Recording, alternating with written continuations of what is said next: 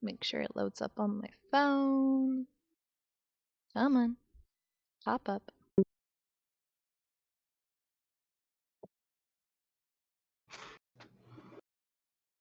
Load.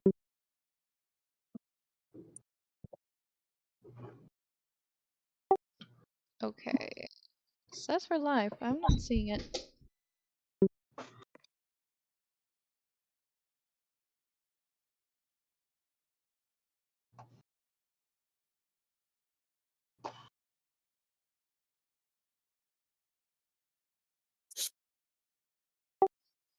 There it goes. Okay, there it is. I found it. All right.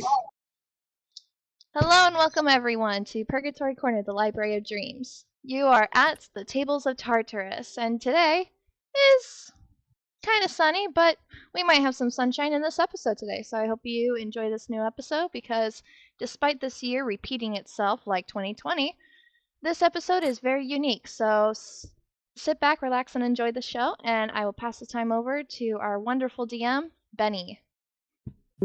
Thank you for that. Thank you for having me on. And yeah, where we had left off, the party had completed their mission to disrupt the Githyanki raiders to the surprise of everybody, not least of all the people who had given the party that mission.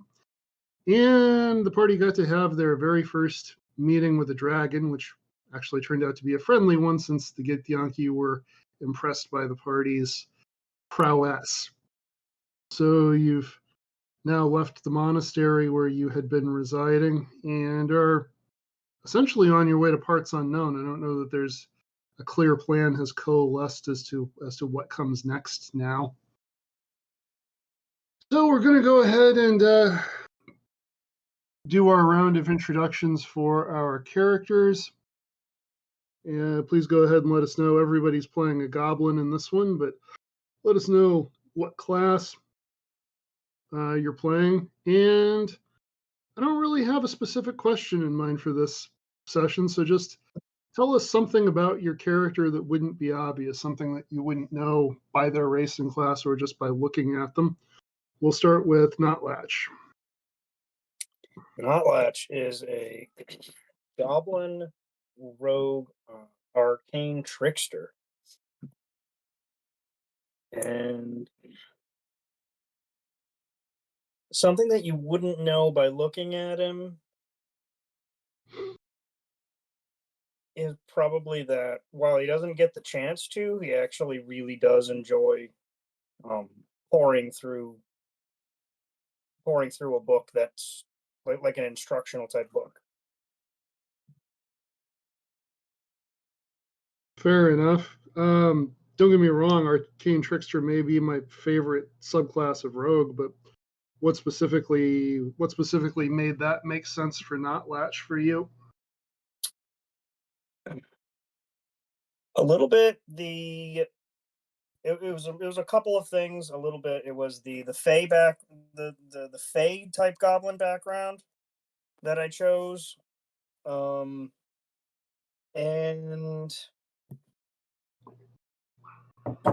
him being less of a up close and personal and more of a intentionally hiding in the background to provide sort of like range support in that way. There were some mechanical advantages to it that also went into the decision, but it's really just like he's a little guy. He doesn't want to get up in people's faces and brawl. He wants to fight from a distance. No, that makes sense. Yeah. All right. Claus, same set of questions. So Claus is a goblin creation bard.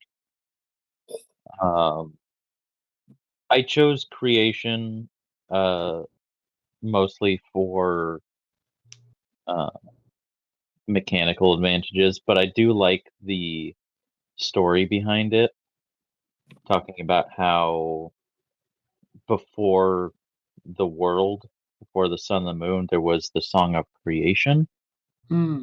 I feel like that's really cool for a bard because their power comes from music and stories and art. Um, one thing that's not obvious about him is despite his aloofness, and he does actually care, especially about um, his family, but as much as he tries to get away from goblins, he does still care about them.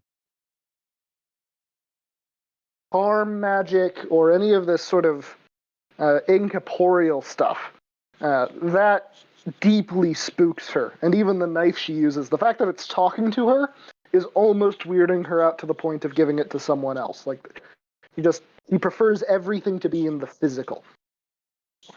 Okay, fair enough. And finally, we have Klasky. So Klasky is a goblin rogue thief, and I chose thief for her because Notlatch has always, growing up, she has protected Notlatch, and he hangs back from her. So because of that, she gets up close and personal with whatever she has to deal with or whoever she has to deal with. Especially because of how life has treated her, she has had to do everything herself and be sneaky and steal. So she's developed into that kind of general thief life to try to keep things as normal as possible. And something you wouldn't really expect of her is she's tends to be an envious person. Like, she wants to be able to have a normal life where she doesn't have to steal and she can just enjoy and relax for a bit instead of being like always watchful of what's around her, who's around her, and what's going on with Notlatch, and she's just constantly perceptive of her surroundings. So seeing how Klaz just can casually go up to people and talk to them like it's nothing, and there's no worry in the world, she's envious and curious, but also scared to get to, like, just, it feels vulnerable and exposing herself. So, how does this desire for a normal life square with being on the adventure that you all are on? It's basically, it's like, well, maybe this will be the path, or this will finally help us feel some sort of normal, because, like, at first it was their family was taken out by this disease, and it's like, okay, if we go on this mission, we find the cure, and everything will look up for us. And they started seeing us as heroes, and she started feeling normal until everything started hitting the fan again. Hmm. So it's been a lot of setbacks where it's like, okay, this is going well, and then it's like, okay, never mind, step back. We're going back into hiding and running around again. But it's still better than what she's dealt with before. Okay, fair enough. So, you all are traveling with the Verdan caravan, and it makes its way down the mountain. It actually takes a very different route than what brought you here. So, instead of taking you back toward the swamp from whence you came, it takes you down the mountain closer to where you know human settlements to be. And Klaus, you're actually going to start to realize where it is you're going, how enthusiastic you are about this this course is going to be up to you and your character, but basically, it's a mining town that exists right at the border where the mountains give way into the more flatlands. And there's a settlement of mostly humans and dwarves, but all kinds of folk who have set up here. And it's the kind of place where your whatever troop you traveled with may have passed through here on their way to somewhere else, but they probably didn't stay for very long. It's the kind of place where someone could start over here, or they could come here and drink themselves to death and nobody would notice or say anything.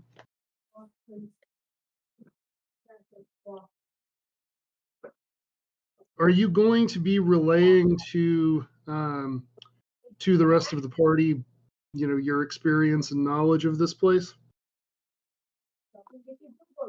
He would, once he realizes where we're going,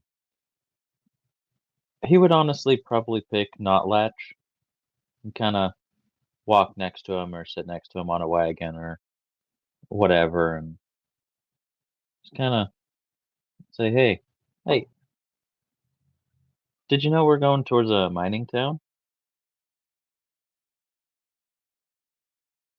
What's in the town? Well, last time I was here, we didn't stay too long. But seems like a quaint little place. Nothing too special, nothing too bad, you know. I mean, it's a mining town, so it's gonna be dirty, miners, and eh, maybe it's not that exciting for you.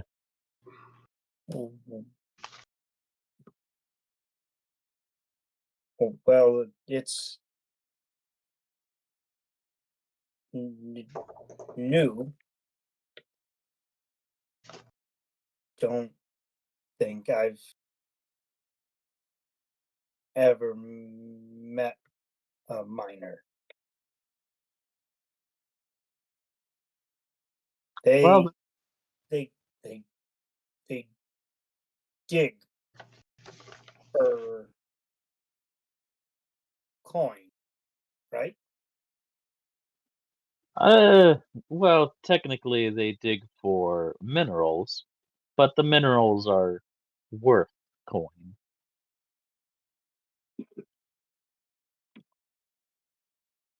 Oh. Maybe we can pick up some supplies. He pulls out that book that he got from the apothecary. There's a lot of neat little recipes in here. Some of them are, I'm not sure what they're for, but if I try them out, maybe I can figure them out. That sounds like a good idea. We'll take a look once we get to there.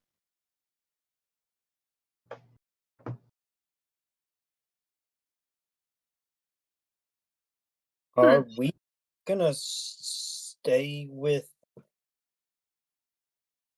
this caravan?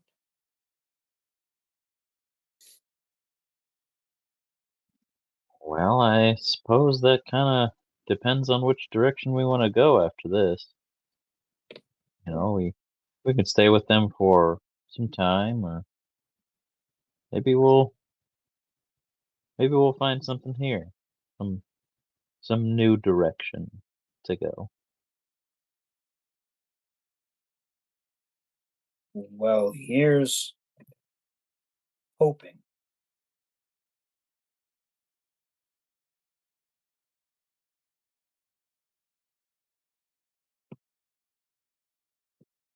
This could be fun.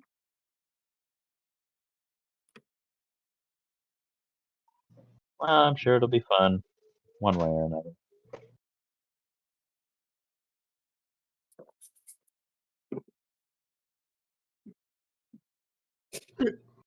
As it's getting near sunset, the caravan makes its way to the gates of the town, and the guards eye the Verdan pretty suspiciously. Now, are the four of you, do you think you would be up front as all of this is happening, or would you be further back? What would you be doing as you're making your way to the human settlement? You're actually, I would say, for everyone except for Claus, it's your first time trying to enter a human settlement openly and through the front door. Erev is probably just like meditating inside one of the carts or something. Okay, so Erev's out of sight. Class would be towards the front, but still kind of a little out of sight, letting their hosts do the talking. Okay. Just 'cause goblins aren't like. Flasky would be doing the same thing. She'd be mostly out of sight, but she'd be like still able to listen in. And she'd likely honestly have her dagger in hand just in case. All right. So you all are close enough to hear the conversation between the guard and Esmeralda, the leader of the caravan.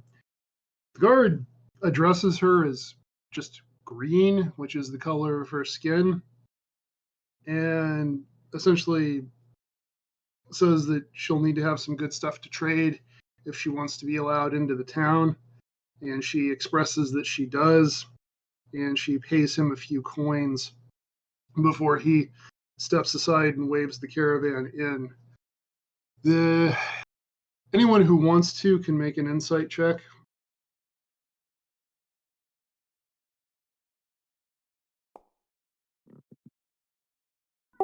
That's a 9 from Class Key.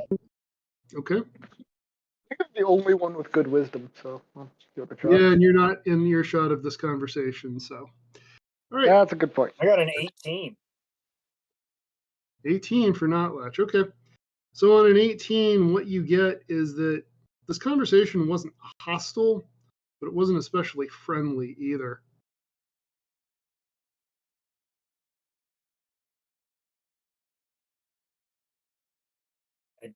Don't think we're actually welcome here. I'm not surprised in the slightest.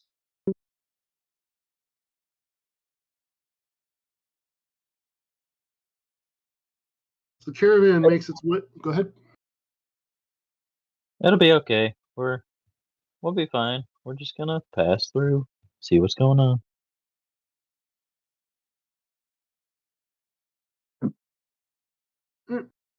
Caravan makes its way into town, and there is an open area toward the middle of the town that's essentially specifically set up so that traders can set up to have market days and things like that.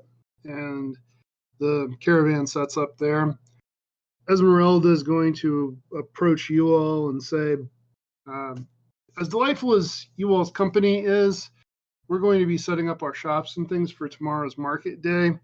If you could, I don't know, it might be a good time for you to go and check out the local tavern or, well, just, we're not really used to having you here while we're setting up. So if you could scurry off and do something, I'd appreciate it.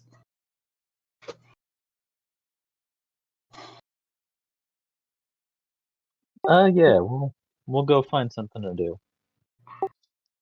Of course. I'm sure this place won't be too bad. She looks around and she says, "Oh, people have ideas about goblins. They're going to anywhere you go, but we've never had a problem here. And if you do have any trouble," she hands you 5 gold. A few coins tend to make trouble go away. Well, the universal language to all people, no matter their race. Well, I mean, you could try to go the more traditional goblin route and get stabby with anybody you don't like, but I don't think that's going to go well for you. That's fair.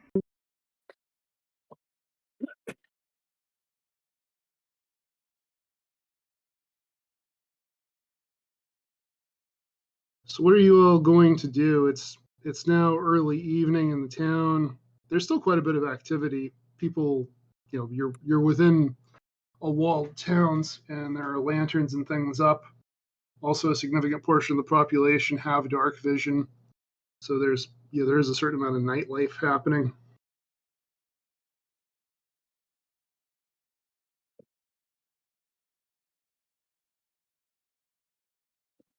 Class will look around, kind of see what there is to see. I'm sure there's a tavern or some kind of mine.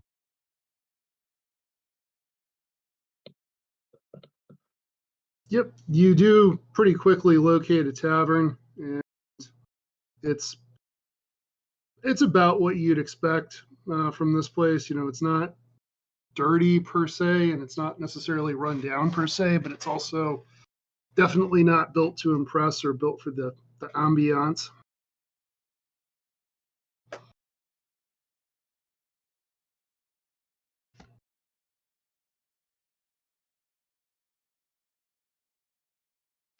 I guess class will go a bit closer and investigate. Maybe take a look.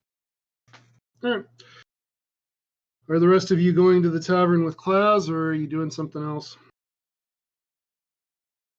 Yeah, I'm following class. If not Latch is going, Class Key is obviously going. So, Safety in numbers, so Arrow will follow, especially as unfamiliar places and all that. All right.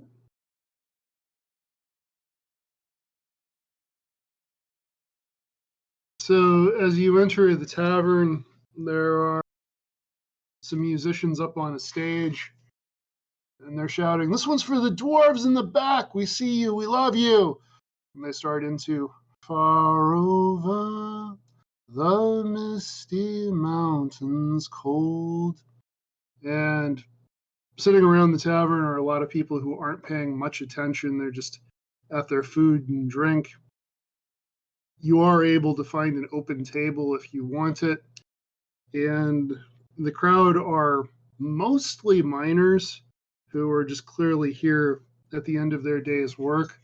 But there are several people around who are armed, and some of them are even wearing armor and have a little bit of a rougher look about them.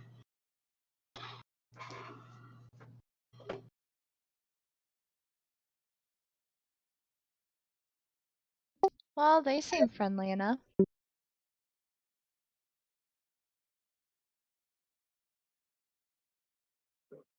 Yeah, like an open snake bite.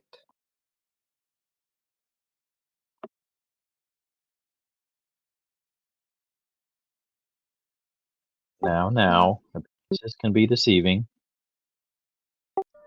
I mean, that's definitely true. Usually for goblins. Shall we go mingle? You go first. I'll debatably play with my knife.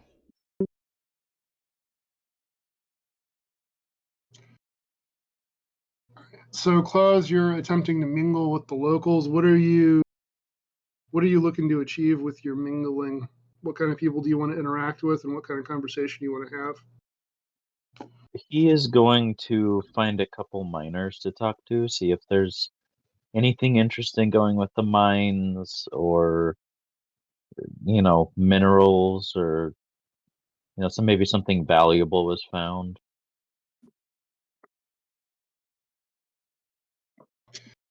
So you find a table with some miners sitting at it that has an empty chair, and when you walk up, they give you a really curious look, like a raised eyebrow kind of look. But finally, one of them, who is an older dwarf, is going to say, "Yeah, I mean, we we pull salt out. We've been pulling salt out of the earth like we always do here. Keep hoping to hit that vein of mithril or, something, but not today at least. Still, salt mining is a decent living, and we haven't encountered anything unpleasant. Luck can turn around pretty quick. Maybe you'll find something tomorrow or the next week or something. Yep, never know what you're going to hit a vein of when you're digging in the earth. But we've been digging salt out of here for I don't know. I couldn't tell you.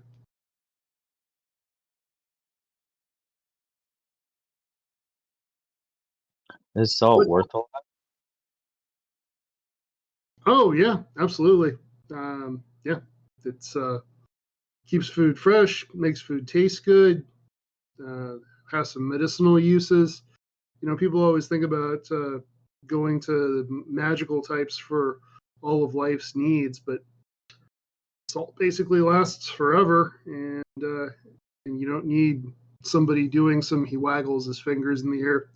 You don't need somebody doing some strange woo-woo to make it work, and you don't accidentally summon things from the nine hells when you use it. So yeah, it's got some value. Don't get me wrong, I'd rather find a vein of diamonds or gold or mithril or something, but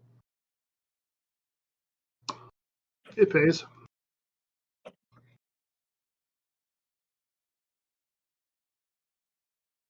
But what about you? What about you there, little friend? You're first we took you for Verdan, but that's not you. Don't really see many goblins coming out this way. Well, you see, I'm a bit of a traveler. Don't like being in one place for too long, so I roam. I look for little interesting towns like this, or big cities, whatever I want, really. Are the rest of you watching this interaction happen? Yes. Or is it... Okay. Sorry. No, it's fine. So you notice one of the armed people is walking up to Klaus while he's engaged in the conversation. This person doesn't have a weapon drawn, and they're not attempting to be particularly stealthy, but in the general commotion of the tavern, it's very easy to approach someone without making yourself heard. And you are seeing this person approach. Yeah, Klasky's gonna go up to her brother and shoot a glare to this guy. Having a lovely conversation, class? Oh yeah, no, making some new friends like I always do. Well, that's good. It's always nice to have good folk to talk with and everything, and not perceive you as evil, because you're not going to hurt a fly here, of course, so why should they think you're going to? And they really shouldn't jump the gun and attempt to do something stupid. Are you saying this with the intention that the person who was approaching hears you?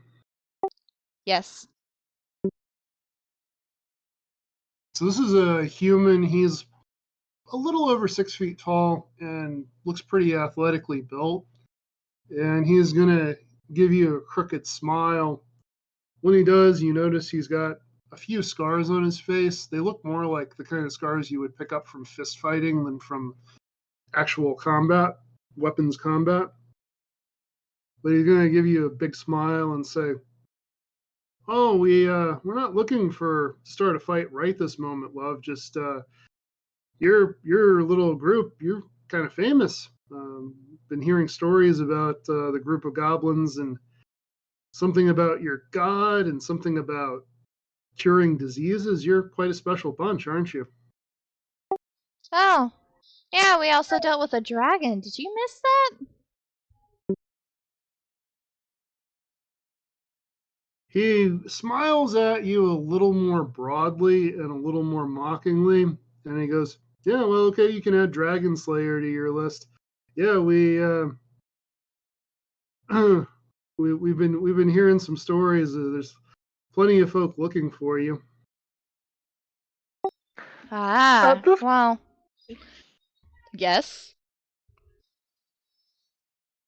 Are you about to punch this man, Aref? No, I was gonna say something. Okay, what's Eric gonna say? Yeah, what's up? So, at this point, I was just going to nod and say, "Yeah, the last person who came looking for us was this priest of Maglubiet, god of war and conquest." And then he's going to sort of just set, like, not hostile or anything, but just set the axe of Maglubiet down such that the head is on the ground. Say, I think we took this from him the last time round. He was, well, the bugbear? And of course, everyone here is human. Whatever reward they've offered you, is it a reward that makes you think that you're stronger than a bugbear? So Klasky's gonna smile. Yeah, okay. So he's still smiling at you, and he's going to say, "I don't know why. I don't know why you all are so jumpy. I just came over here to say hi and see what your little group was about." Yeah, I met your priest. He's wanting that axe back. He seems to be pretty bitter about the whole thing.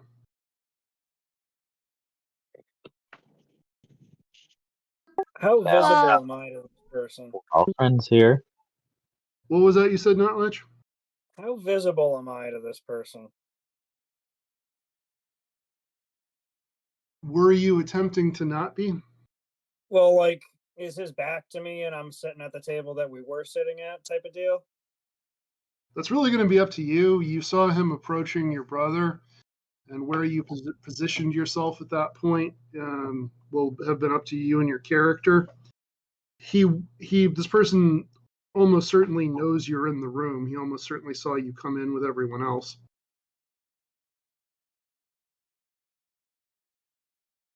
But he's definitely not paying attention to me because I'm still at the table, like somewhere behind him. So. He's not focused on you, no. All right, I'm gonna try something fun. I'm going to use Mage Hand, and I can make the Mage Hand invisible. Handsome. Yep. And I'm gonna start small. Like I'm gonna start like by basically I'm just testing this out because I've never done it before. Like I'm gonna start like tickling his ear, and, like tugging on his shirt, trying to figure out like what can the Mage Hand do, and then like just start unbuckling shit all over him. All right. So when you at first he just kind of waves it away and doesn't seem too bothered by it. But when you start getting a little more aggressive, he looks around and actually puts a hand on his weapon. He's like, "Oi, who's doing that?" I'm gonna sit there, look all innocent, like I'm just reading my book. That can Haven't be you heard of stealth. ghosts?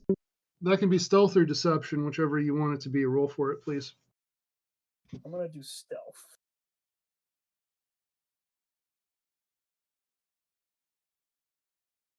Natural 20. Okay. Nice. All right. So his gaze sweeps right past you.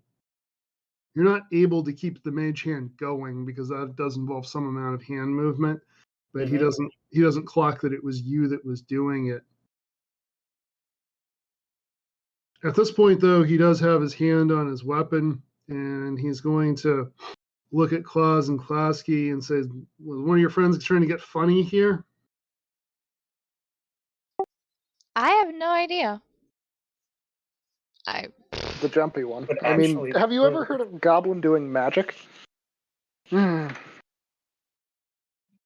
Look, no one's touching you, and I'll even be honest. I can do magic, and he holds up his hands, but I'm not doing anything. You would be able to tell if I was doing something. Besides, Class is straight and you're human, so he wouldn't be handsy with you. At this point, some of the other armed humans have made their way over just because they saw his bearing, and everything in the music is still going, but everything else in the tavern is kind of stopped.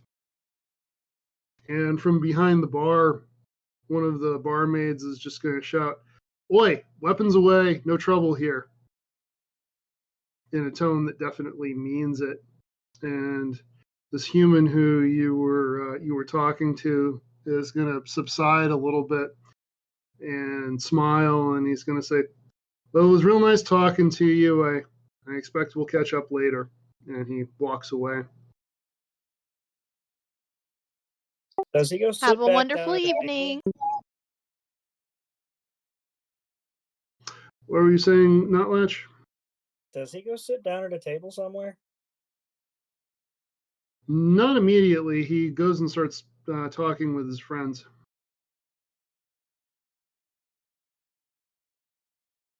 Did his boots have laces? No, they were more like buckle boots. Damn it. All right, fine. I'll leave him alone. I'll unbuckle the buckle on his pants and I'll just go back to my book. Fair enough. So after this exchange, Klaus, the miners you were talking to, they're gonna look over to where this apparently mercenary or whatever he is is standing with his friends, and the dwarf you were talking to is gonna say, "Well, it's been really nice talking to you. You have a great night." Oh, yeah. It was great talking to you too. Have a good night. And he'll get up and he'll go back over to Notlatch.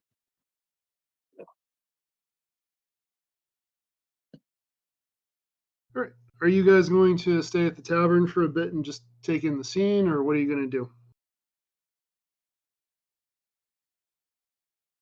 That's probably what Klaz would do. He'd stick around and kind of see what goes on.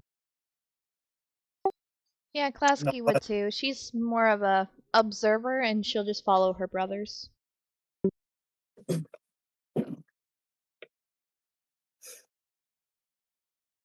Notlatch is barely containing the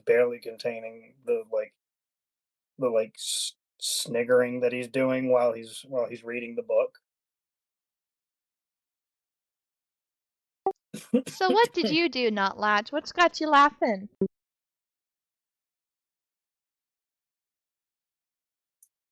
I fucked with him a little bit. The buckles. That was you? Yeah, I can do something with a little, and he takes and he waves his hand in like a street magician, and an extra hand shows up right in front of his and starts waving like full on Mickey Mouse glove. That is amazing. And quite sneaky. I love it. Whoa, when did you pick that up?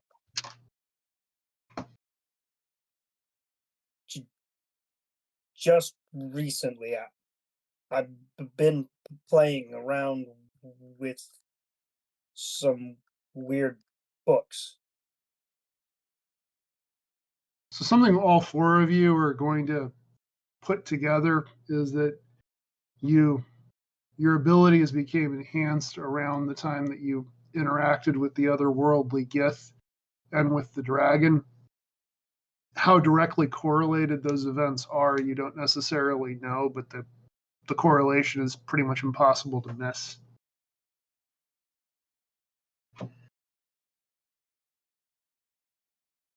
Which brings up another question, which is that given the fact that you all are goblins from the swamp who are very suspicious of anything on the outside, does anybody have any strong feelings about that one way or another?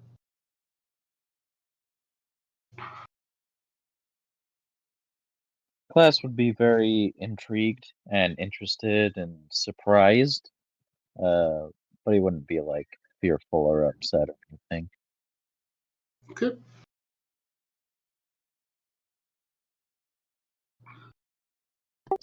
Klasky would be more curious, especially since it's her brother.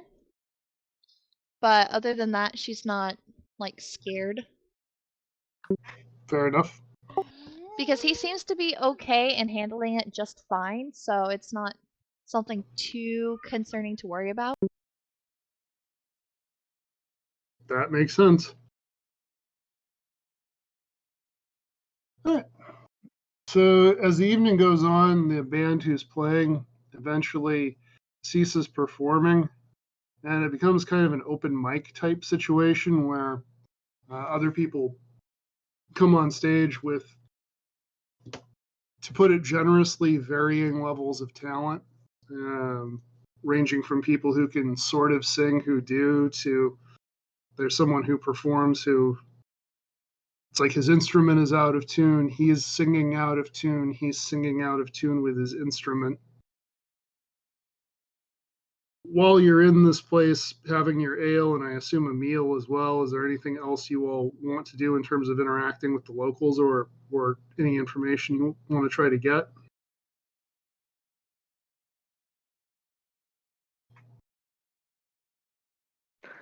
Yeah, everyone's going to start sort of more subtly asking around about the priest after the other guy mentioned it. Just sort of, like, not to him specifically under any circumstances, but like seeing if people have noticed an extremely scarred, what was it, bugbear walking around? So you get to talking with a miner who looks like he's got some combination of human and goblin heritage, and he's smoking a pipe. And he says, "Yeah, he came through a couple of days ago. Hobgoblin, as I recall, his armor was all cut up, and he had kind of a glassy look in his eyes, but he spoke real clear. He talked about he was looking for you. He was looking to avenge the wrongs done on Muglubiet, your god. He was looking to something about your god. Nasty fellow, from what I could tell." I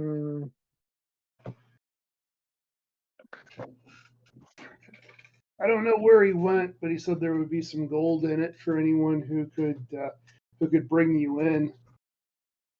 Keep in mind, I'm not interested in that sort of thing. My pick only goes against things that don't hit back.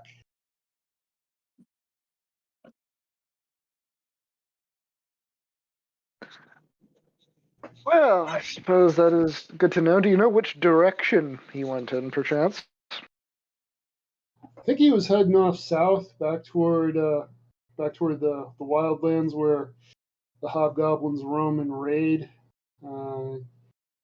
I'm not sure if he was planning to come back this way or not. He didn't really say, but I suspect you'll see him again. Yes, and unfortunately, it seems as though he doesn't stay down. Well, those religious, those cleric types, you never know when their gods are going to decide to get involved in the situation, or one of their angels or devils or whatever they have.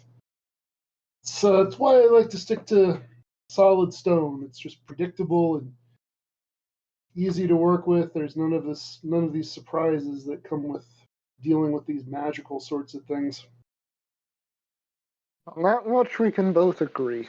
I'd offer you a spot on the crew, but we're pretty full up, and I'll be honest, you and your companions are a little small for hard labor. That is more than fair, and I would not wish to trouble you by bringing the ire of a bugbear around, even if I was the one who took him down the first time. Something tells me that I will need more to take him down a second.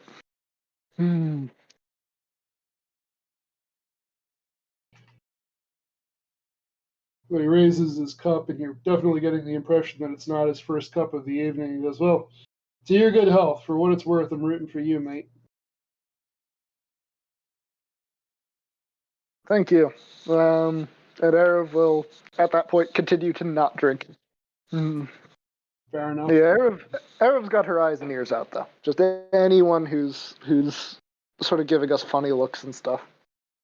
Okay. So the armed people who were there actually leave not too long after your interaction with them, and the mood of the place lightens up substantially at that point.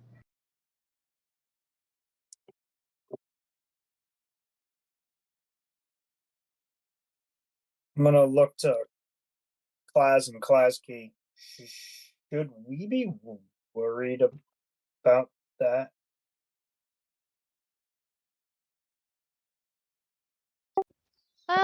Maybe, but at least we can take a bit of a breather and relax a bit. Everyone else seems to not really care about us, which is a plus.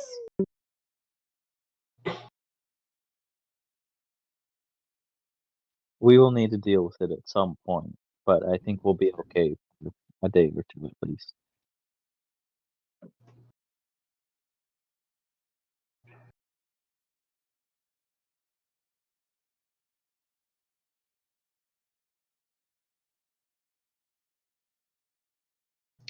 Is there anything else you all want to do in the tavern before you call it a night?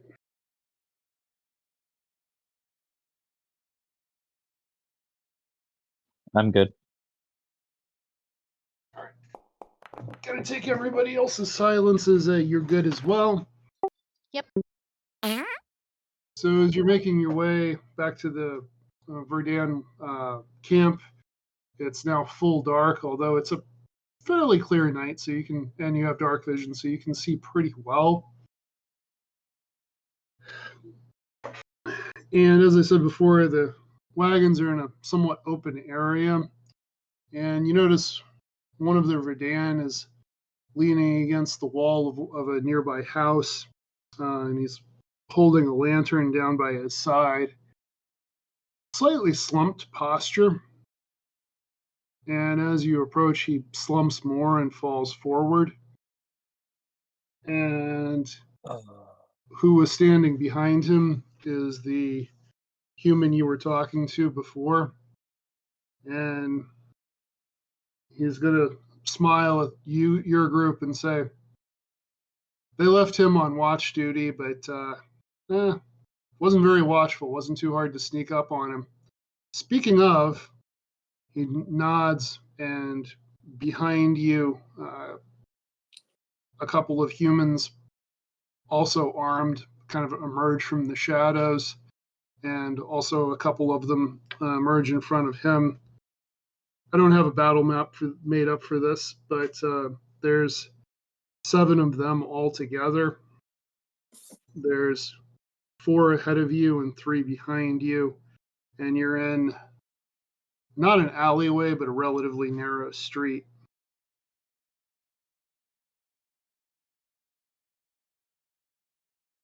And so the the human who had spoken before is going to say, "You can set down your arms and do this the easy way." And he's going to pull his club off of his back, and he's going to just slap it on his palm, and he's going to say, "Or we could do this the very easy way." I'm going to take the lead and sort of square up as the more martial of the group. Okay. I'm gonna make it look like I'm getting down, but I'm actually grabbing some sand off of the ground. Okay. I'm not going to have you do a check for that. You're able to get a handful of dust from the ground. Klowski, what are you doing? Klasky will look at her group and just assume the answer as such. And she'll take out her blade and it's like, I knew you were trouble when you walked in. I should have dealt with you then. Safe to assume we're not gonna do this the easy way. Okay. And Klaus, what are you doing? He will pull out his rapier and just look. Please walk away. We really don't want to have to do this. It'd be best for all of us if we just went our separate ways. Can't do. There's a fine payday for bringing you in, and that hobgoblin wasn't too particular about what condition. Erev, you had started to say something? Oh, yeah. So, just looking over the way of the Ascendant Monk, I can flavor my punches as some kind of damage. So, as Erev is sort of squaring off, crackles of lightning are going to start to come off of her fist as she goes, "Yeah, I lied. Goblins are actually quite good at magic, surprisingly." Can I use that moment to do something? It would be I'd be casting a spell. I'm not sure if it's okay for me to do that, or if you want to wait till for initiative. So let's go ahead and say you're first in the initiative, and then would the other three of you please roll initiative? I'm gonna take that moment and to sort of to sort of punctuate. I'm gonna take that sand and I'm gonna throw it into the air. And I'm gonna cast sleep on the 20. It's in a 20-foot sphere centered on me, so I'm not sure exactly how many of his friends that it's going to get, but let's see. Sleep goes by hit points, so how many hit points total? Let's see, so it's 16 plus 12 is 28. Yeah. Okay, so that's going to be enough. 7 is 35. So 35. So that's going to be enough to put one of them to sleep. Do you want it to be one of the ones in front of you or one of the ones behind you? One of the ones behind me. Okay. All right. And everybody else, what did you get for initiative? Klasky got 15. 21. 11. So Klowski was 15, Klaus was 11, and Erev was 21. Yep. Erev, the mercenary was starting to offer some kind of retort, but the sight of one of his companions just falling to the ground limp, and him not immediately knowing why distracts him. What are you doing? Okay, I'm going to run up, and realizing that I can't exactly, strike vital organs per se very easily, I'm going to crack him as hard as I can in the shin with my knife. Okay, so we're going for the leader? Yes. Make your attack roll. 17. 17 does hit.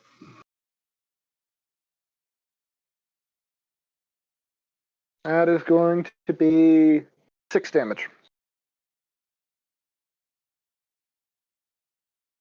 And after that, I'm going to follow that up with the monk unarmed strike. Yep. Go ahead and roll the attack. It's going to be 16. 16 to hit. Yeah, 16 does hit. All right, and whenever I damage a target with an unarmed strike, I change the damage type, and I'm going to change this one to acid as I punch him in the shin again, and that will be. That's going to be 7 acid damage. Okay. Ow. Ow, you cheeky little ankle biter. I'm going to smash your skull in. All right, Krosky, you're up.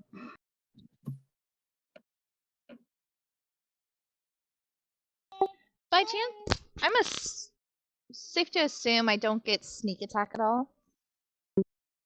So actually, because Erev is engaged with somebody, if you attack that character with either a melee attack or with an arrow, you can benefit from sneak attack damage. Cool. Okay. So I will do that then. I'm going to. Let's see. Erev went for his feet, or Yeah, Erev went for his shins. went for the shins. So class key will then dash forward at him and kind of try to slash his chest. If she has to jump, she will jump, and that'll be a 19 to hit. That does hit. High rolls. And for damage, that will be an 11, including sneak attack. Okay.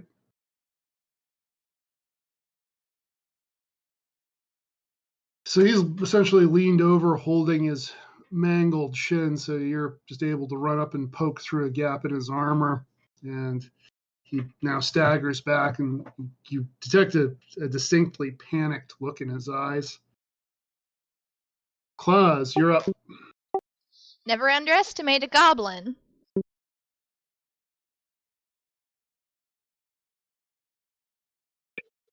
Okay. What kind of armor is that guy wearing? He's wearing armor that is like a brigandine. It's leather armor with plates of metal intertwined.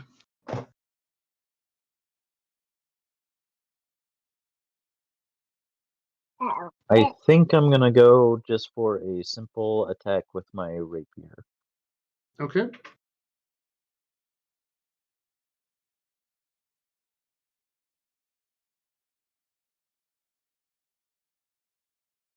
That is a 25 to hit. That definitely hits.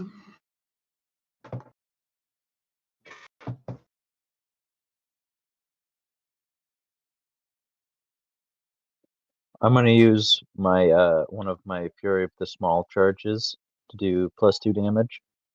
Okay. So I deal 10 damage. Okay. Basically, your sister pulls her rapier out, and you shove yours in right where hers had come out from.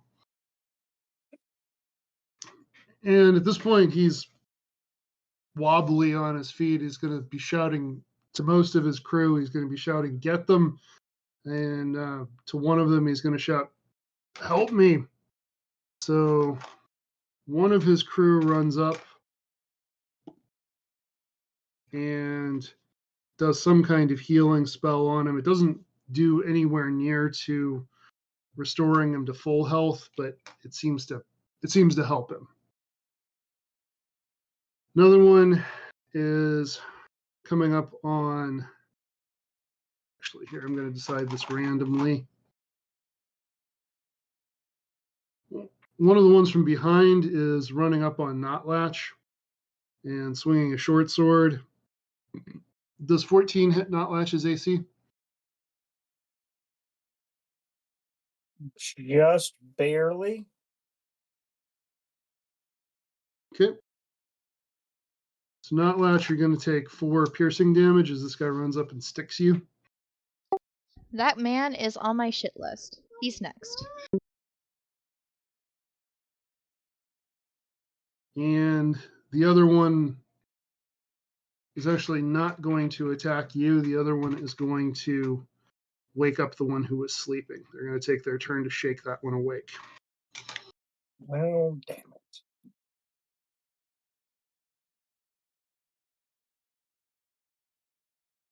The leader is going to swing his club at the last person who attacked him, which is Claus. Claus, does 27 hit your AC? Let me think about that for a second. Yes. You don't need to think too hard because you rolled a 3. He misses you. And That was my scream in the background. I kind of panicked. DM's got to have fun too. All right. So there's 2 more of them who haven't gone yet. One of them is going to swing at Erev. That's going to be a 16 to hit. Yeah, that hits. Okay. So this one thrusts the spear at you for 4 damage. Then the last Ow. one is going for Klasky. And that's a 7 to hit, so that misses. So far, your crew, you haven't brought any of them down yet, but you're still seem to be getting the best of it overall. And we're back to Notlatch.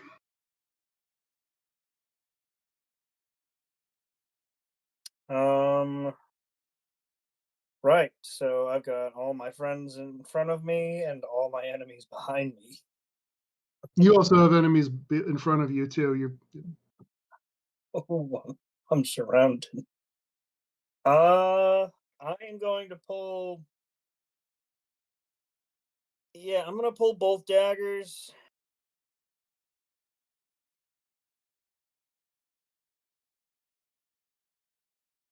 I'd be remiss if I failed to mention to our 2 rogues that you do have the steady aim ability, which gives you advantage if you do not move, and it also takes up your bonus action. It allows you to take advantage of sneak attack. Yeah.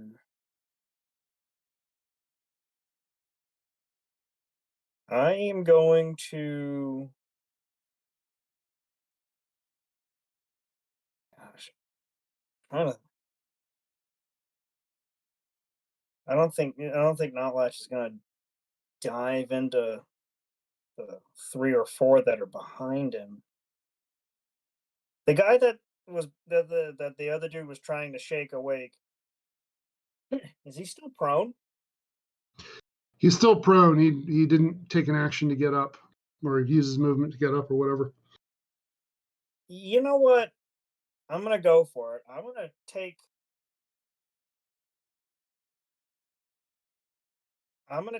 go for him. I'm gonna try and jump to him and go after him, get after his throat or something. Okay, so are you doing the rogue thing where you disengage as a bonus action? Yeah, I'm gonna have to. Okay, go ahead and do that, and you'll be attacking with advantage, so you can get sneak attack.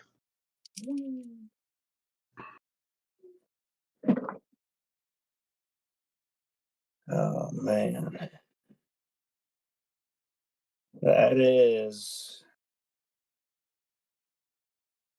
was a 14 hit. 14 does not hit.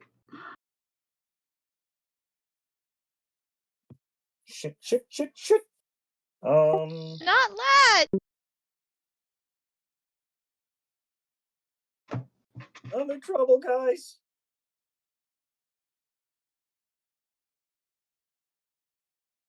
I don't think I can do anything else. Okay. So that's your turn, and that's going to bring us to Erev. So, sensing the desperation of the situation a little bit, Erev is going to put her knife away and pull out the poisoned axe of Maglubiet, which I don't have proficiency in, but I'm going to wield it nonetheless. Okay. And I am going to take a swing at the leader. Okay, go ahead and yeah, it's going to be just a roll plus your strength modifier for the attack. So that's going to be 12. 12 does not hit. Damn it. Oh well.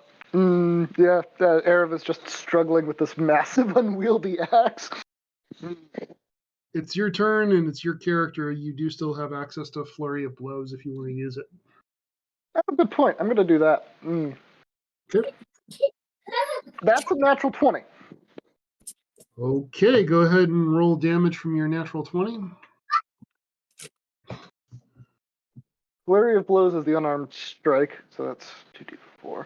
So that's going to be a total of 9, and I'm going to make it acid damage again.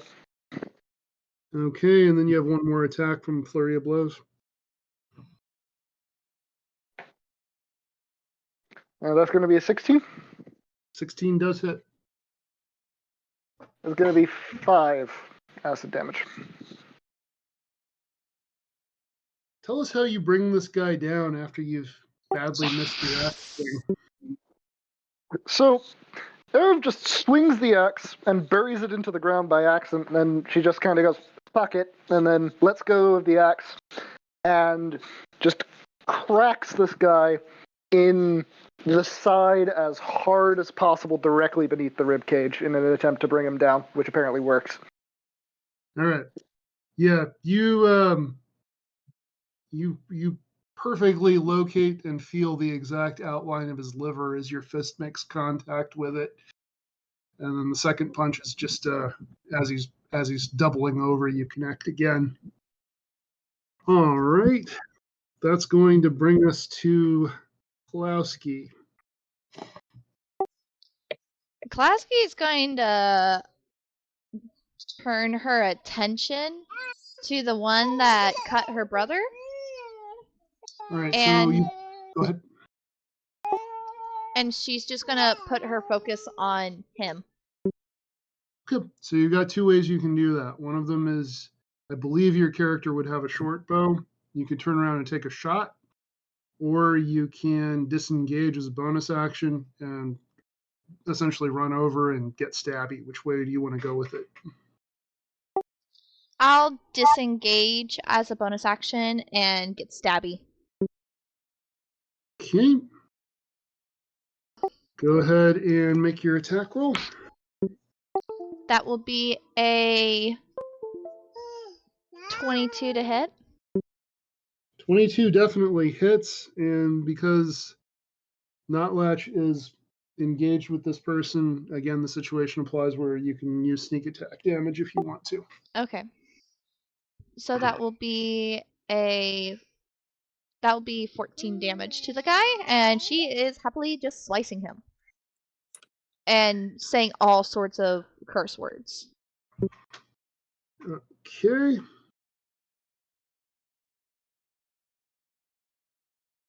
So Claus, the leader, or at least the one who had done all the talking for this group of mercs, is down.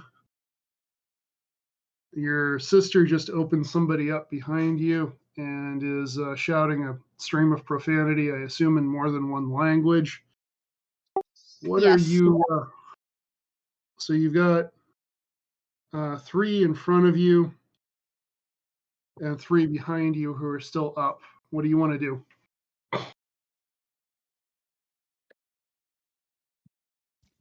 I will do.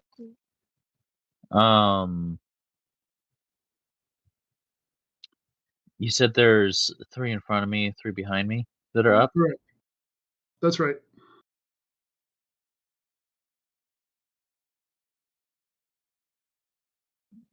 I will go ahead and use Old Reliable and cast Dissonant Whispers on one of the ones in front of me.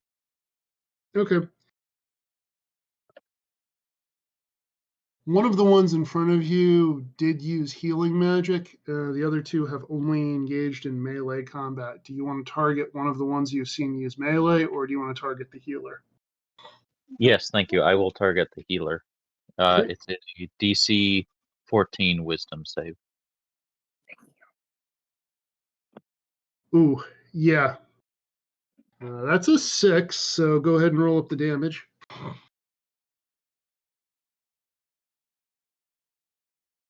That'll be 14, but I'm going to add 2 from Fury of the Small again. So 16 total. Fury of the Small is a once per short rest ability, but they'll take the other. You said 14? Yeah, sorry, I thought it was. If I'm wrong, I don't mind being corrected. You can use this trait a number of times equal to your proficiency bonus, regaining okay, health on a long rest. Okay, I'm wrong. So that is the 16 damage. Thank you for that. Okay. I knew there was a limit. I had the wrong number of limit in mind. All right. Is there any the other difference between Fey ancestry and regular goblins? No, I just didn't remember it. It's okay. Or maybe that is it. I don't really know. It's not important. Right now.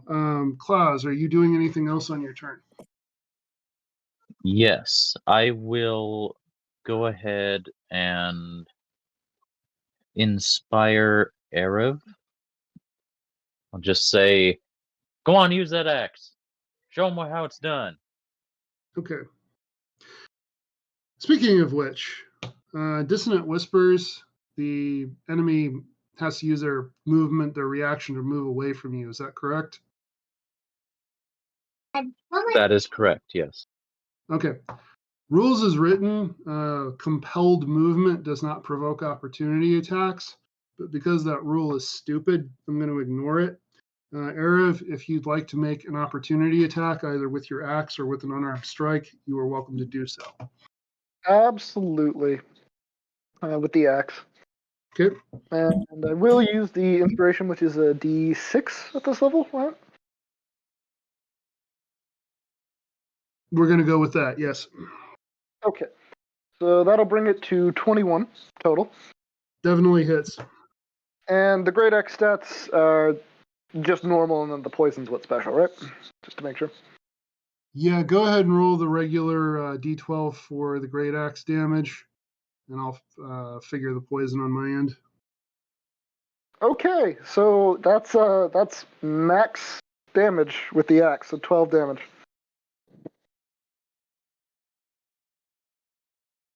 Okay, so yeah, you pick up this axe that weighs as much as you do almost, and tell us how you use it to bring this guy down. Yeah, Erev is just still going for the legs entirely. Just the axe blade was aimed solely at this person's shin. Okay, well. You gotta chop down a tree somehow. Yep. Well, in going for the legs, you remove them.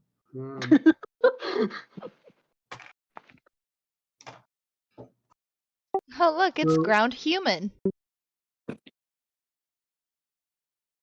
So up until this point, the fight has been relatively quiet, but one of the ones in front of you, one of the remaining ones in front of you, is just going to give this horrified shout and say, "Sheila!"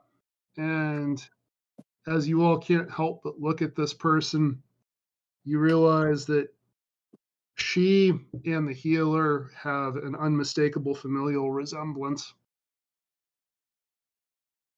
And with that, it's going to be back to being their turn. The one who cried out is coming at Erev just with absolute fury with her spear. And I believe that's going to hit. That's 16 to hit. Yep, that's 16 to hit. Okay. So that's going to be 5 piercing damage. Ow. That's starting to hurt. And it's the kind of thing where there's just absolute rage in her eyes, and you see her as when she stabs you, she twists the spear, obviously for no reason other than to make it hurt more. What were you saying, Nutlatch? Is this person like just using the reach of the spear, or are they actually moving past like me or either of the other two? This person is one of the two remaining who are at the front. So you and sorry, I didn't make a battle map for this. I didn't quite anticipate the situation, but you and Klasky are something like 20 feet away, engaged with the people at the back. Okay.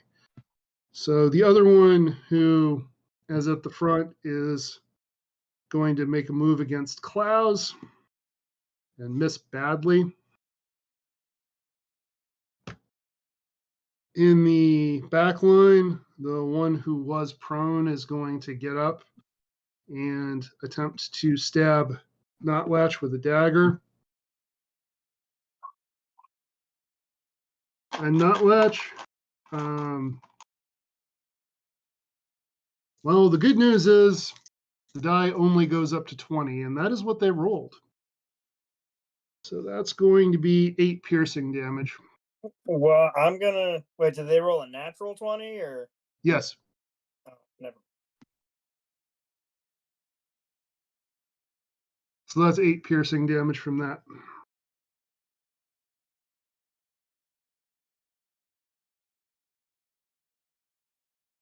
Are you still up? Oh, I'm still up. Okay. Klowski, the one who you had gouged, is going to swing back at you and miss. And then the other one's also going to swing at you, Klowski.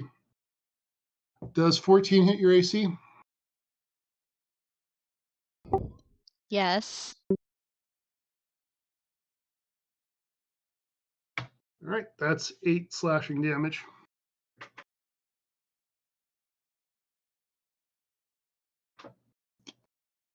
Notlatch, you're feeling a little worse for wear, and you and your sister are engaged with 3 people. What are you doing? I am.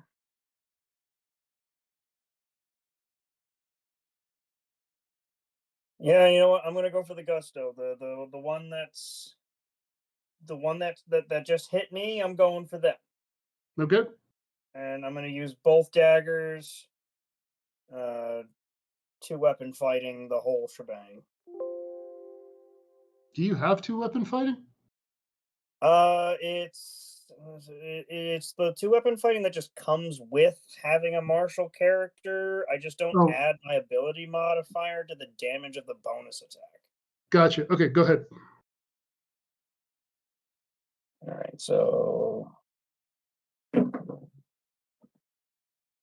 well, one of them was a 15, and the other one we don't worry about that one. That one definitely missed. All right, so this person deftly avoids your stabs. And that's going to bring us back to Erev.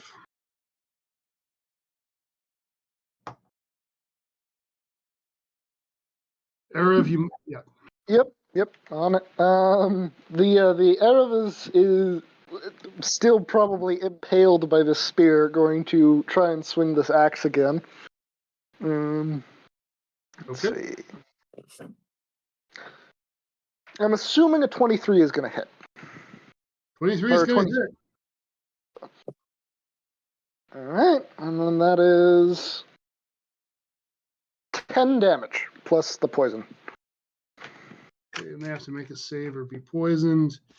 They succeeded the save, but they took. I don't remember what I said before, but I'm going to say it's a D6 for poison damage, and rolled a 6, so they take 16 damage altogether.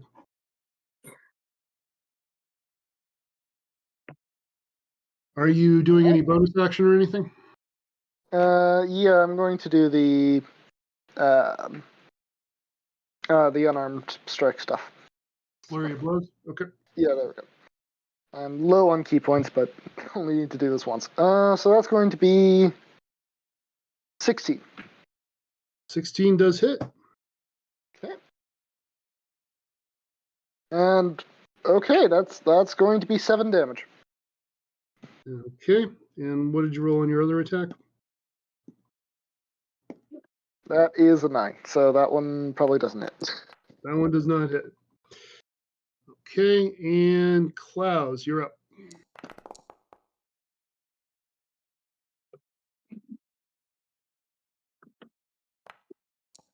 All right, so both of my siblings were hit pretty bad. Yeah, pretty much everybody's taken some punishment at this point.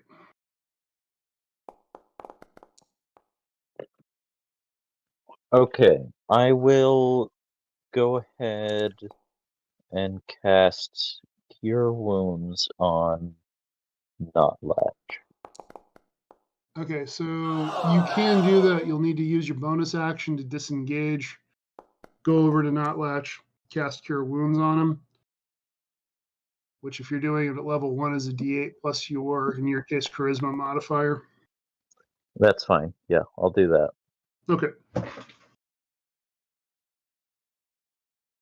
Are you going to say anything to Erev as you leave her all by her lonesome, squared up with 2 people? This is You're just flavor. You don't have to. Gotta go heal him. Hold the line. I'm just gonna cough up some blood and be like, I can do that. Mm. Roll up the healing, please. That is 11. Okay, so Oh, not much. wow. Yeah, that almost. I take in a real deep breath because that almost heals me all the way back up to full.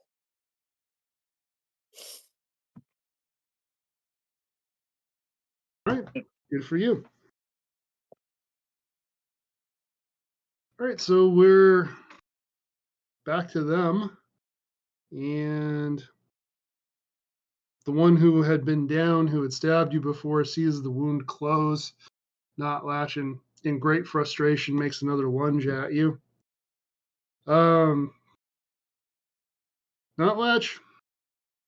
they did not roll a 20 this time, but it does add up to 20, so I'm assuming it still hits. But it's only Yeah. it's only 3 piercing damage.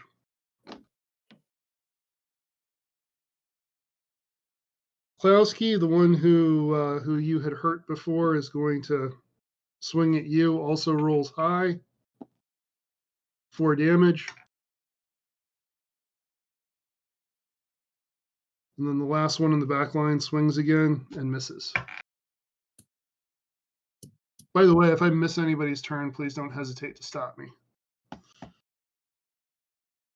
Erev, the one you've been sparring with, is going to swing at you. And that's a hit Okay. for 5 damage. Ow.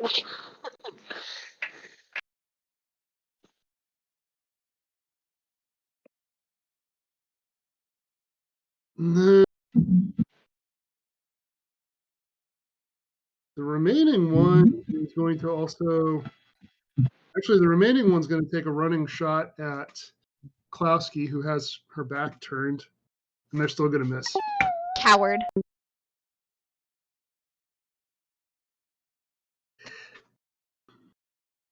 And Notlatch, we're back to you.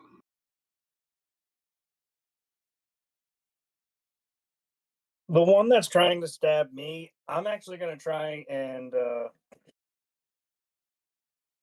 I want to climb up this person's back and just start trying to stab them in the neck. I'm not sure what I need to do that.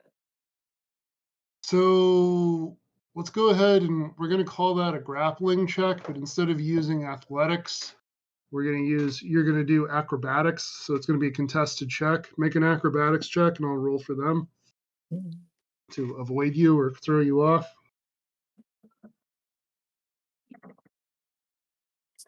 That is a 21. Well, they rolled a 19, so you just manage it. And go ahead. You're now tangled up with them. Go ahead and make your attack roll. I'm gonna say it's with advantage because you're all tangled up with them. Yep, that's basically what I was going for. like a damn bug at this point. Let's see. I've got 18 plus 5. 23. What kind of weapon are you using? Is it a rapier? Dagger. Oh, dagger. Okay. All right. Yeah. I mean, that dagger finds home. They're still up, but you definitely found an artery with that. Yeah, and I'm gonna use my sneak attack damage plus my dagger dice. And fuck it, we're gonna throw Fury of the Small into it because I am furious, damn it. So that's 11 damage. Okay. All right. Erev, you are up. Where's my turn real quick? Right after Erev. Okay, I couldn't remember the order. I may have So skipped you last time, which is why I said something. Go on, Erev. so yeah, I am going to swing with the axe again. Okay. 2. Sorry, 3 actually with my strength modifier. 3. Yeah, that's a no-go. I think I have one last Fury of Blows in me, so I'm going to do that. Okay. That's 2 attacks. One of those just doesn't hit. The other is 16. Definitely hit. Cool. So that's going to be 4 damage. Okay. So this person falls to her knees and just crawls over to the healer that you had dropped and just kind of lays her head on her.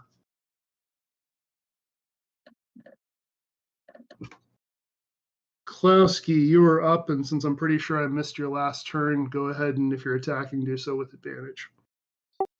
Okay. Give me a second. I'm picturing Klowski just rage building, missed her turn, but just missed her turn because she was going Super Saiyan with this.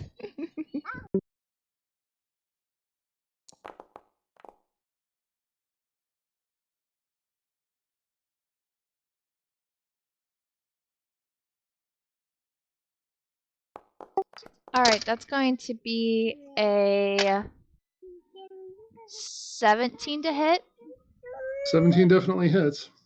Okay, and that will be Ruby.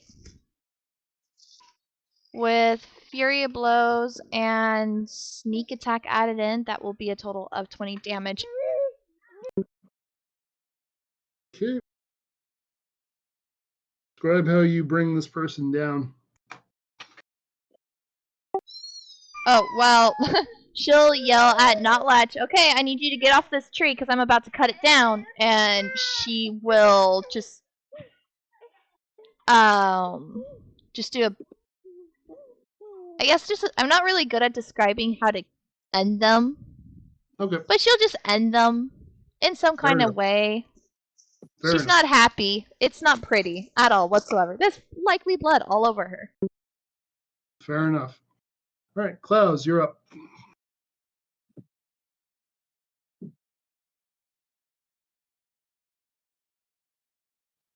Okay. How many people are up? There's still one up at the front, 2 up in the back, including the one that Notlatch is tangled up with. Okay, I will go attack the one that Notlatch is tangled with my rapier. Okay, go ahead and make your attack roll.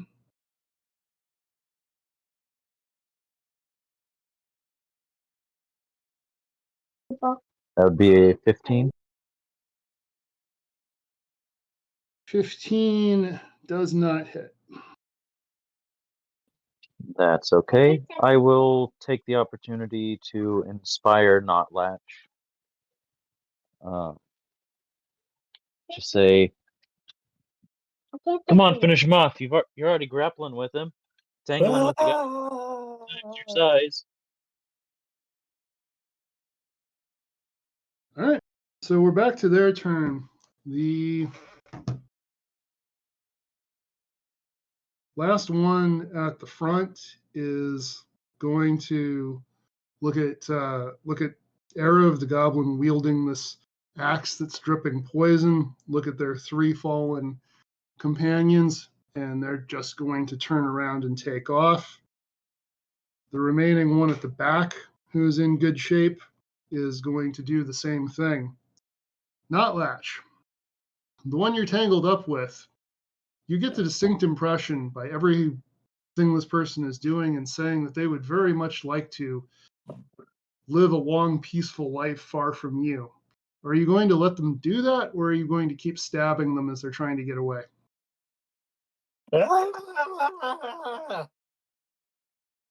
Just repeatedly trying to stab him down. Okay, I'm not going to have you roll for it. I'm just going to say you succeed. And by this point, as things sort of simmer down,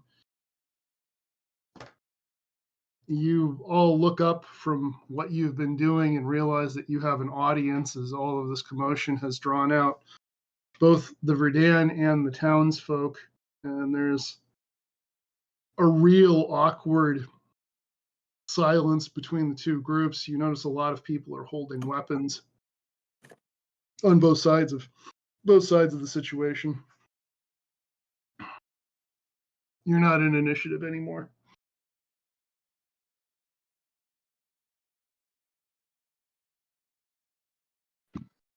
Arav is going to be the one who stands still, bleeding profusely while holding that axe. And she's just going to say, these people jumped us. Did they knock out or did they kill the Verdan? The guardsman. Side, because that wasn't clear. Yeah, they killed the Verdan. You saw that happen. They killed our Verdan friend. They antagonized us in the bar. We have witnesses. They confessed to the fact that there was money on our heads by a priest of Maglabiet, and we were attacked and dealt with them appropriately. We will be on our way. There is no need for further violence. I am in need of bandages, though. And with that, she's going to sort of slump against a nearby wall. So I like to think that as you're giving your speech about how there's no need for further violence, Notlatch and possibly Klowski also are continuing to stab the one guy. Yeah, Klasky at least would be until she hears Arav talking, and then she'll pause and it's like, oh, oops. And she's like covered in blood and bleeding herself. And she'll just stab her knife into the body real quick and stand up and like try to pretend brush the blood off of her and smile. Okay. Full blood panic, still stabbing this thing. Okay. And Klaus, what are you doing? He will start sort of frantically whisper yelling at Not Latch. Knock it off. Stop it. Good job, Notlatch Notlatch, but I'm pretty sure he's dead, and we have an audience. We'll continue this later. Notlatch, are you going to cease when told to do so by your family? I think that will snap me out of it. The two of them trying to get my attention, and just like,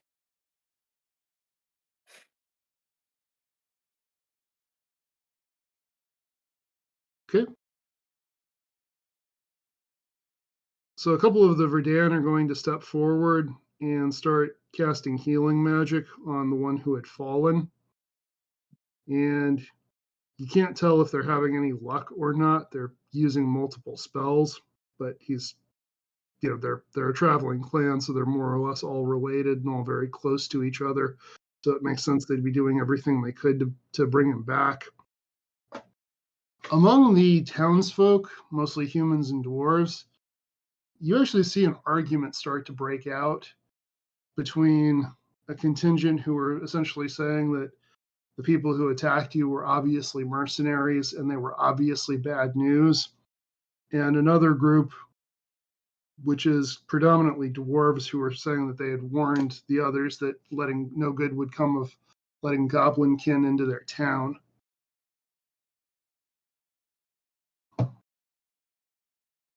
Glaz will kind of go up to the two groups arguing, and he'll just kind of wave his hands and say, "We came here peacefully.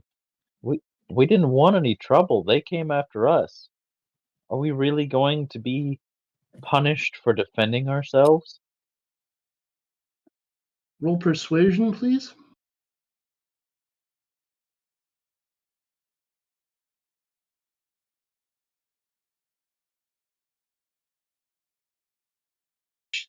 That would be a 21. All right. On 21, both groups subside from their bickering. And finally, one of the dwarves says, "Gather your wounded and treat your injured. There's going to be no market day tomorrow. You all will leave come dawn." And he's not waiting for any conversation or response from anybody else. He just turns and walks away with that statement. Klasky will flip him off. That's reasonable. Glaz just kind of stands there, his head goes down, just disappointed. All right.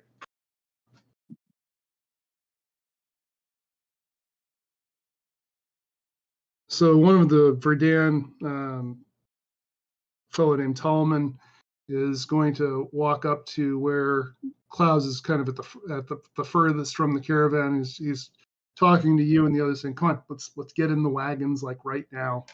We'll get you some. We'll take care of you." Glaz follows.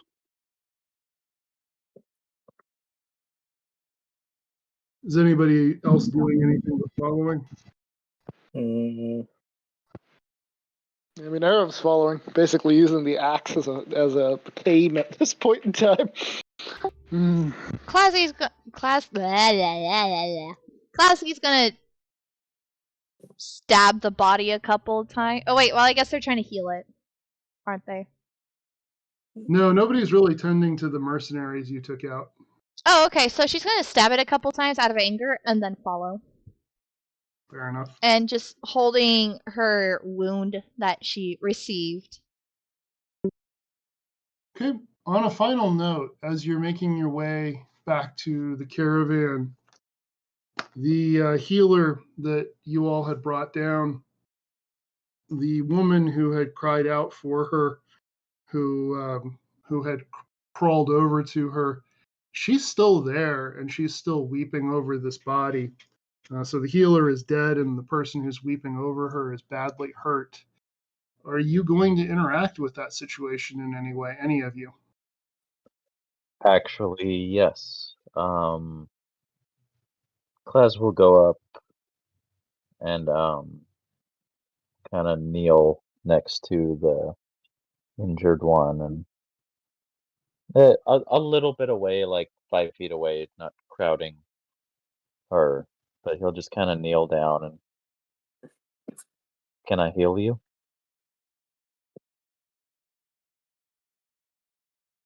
She just looks daggers at you and spits in your direction. "As you wish." And he gets up and leaves.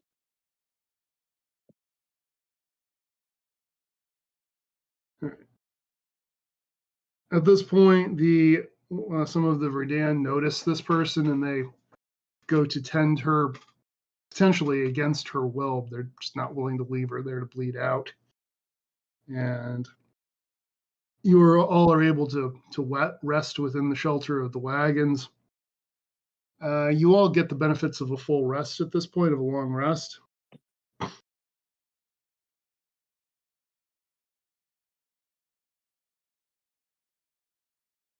And in the morning, you wake up to a conversation happening among the Verdan, which is that they're not sure if they want you to continue to travel with them. So Esmeralda, the leader of the caravan, is talking to some of the others about this.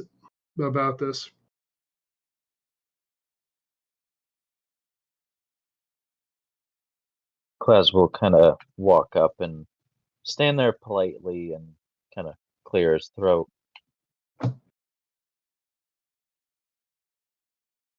Yes, little one, Esmeralda says. What do you have to say here? I understand if you want us to leave, but I hope you understand that it was not our intention to create problems. We are in trouble because we did what we thought was right, and we're being punished for it.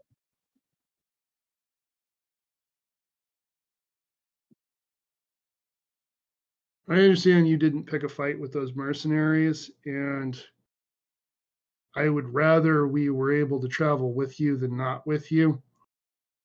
And I hope you understand that if my people decide that it's best we travel separately, it's not out of any ill will toward you. It's just for our own safety. Even if we're able to save Tom, and with the injuries he's taken, he's not going to be the same after. I think I'd like Erev to approach now. Okay. What does Erev have to say? Erev is still in many ways recovering from the day before, and she's just going to say, I am of the opinion that we must go our separate ways, if only for your sake.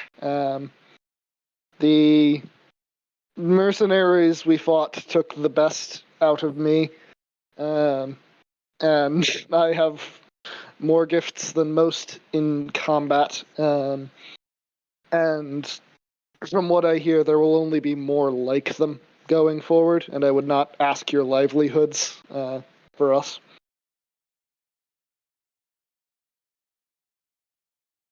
So you haven't really conversed with this person much, Erev. I get the impression of Erev as being somewhat aloof, being a monk and everything. And Esmeralda is going to look at you,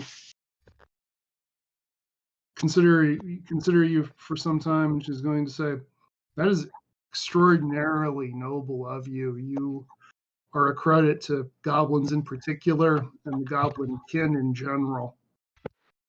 Let's travel together to the next town, and we can part ways at that time, but we'll get you someplace far from here, and before we become separated. Is that agreeable for all of you? And she's indicating the entire party. That is agreeable. Thank you. Mm-hmm. Lasky won't say anything. Okay. And at this point, Esmeralda is going to turn to Notlatch and say, and by the way, your skill with a blade is admirable. You can stop stabbing them when they stop twitching. You don't need to.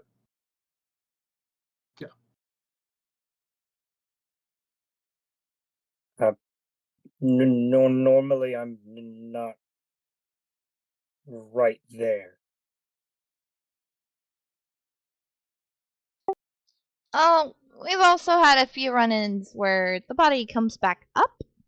Rumor has it that's happened recently, so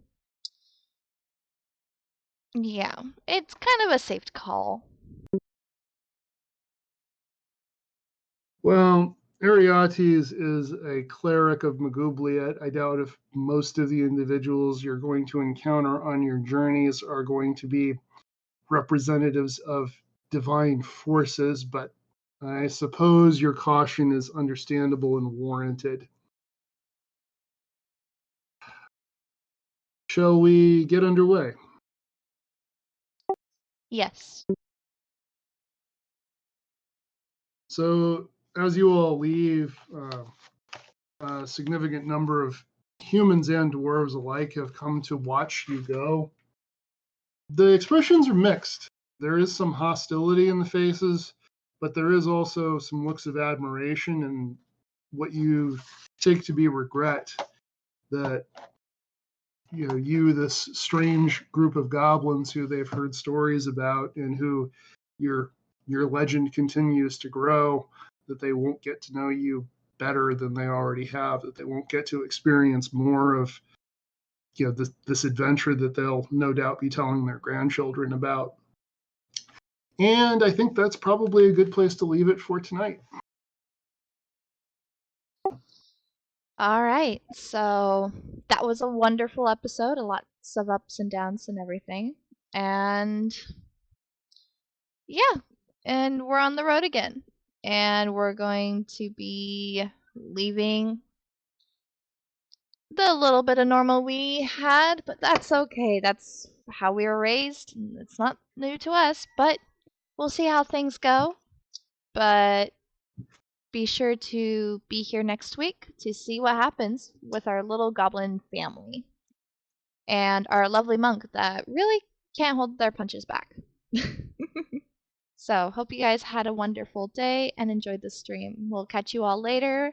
And if you missed out on this episode or our previous one, you can check it out on our YouTube, of course. You know where to find the links, it's never changed. And yeah, good nights and goodbye, everyone. Bye.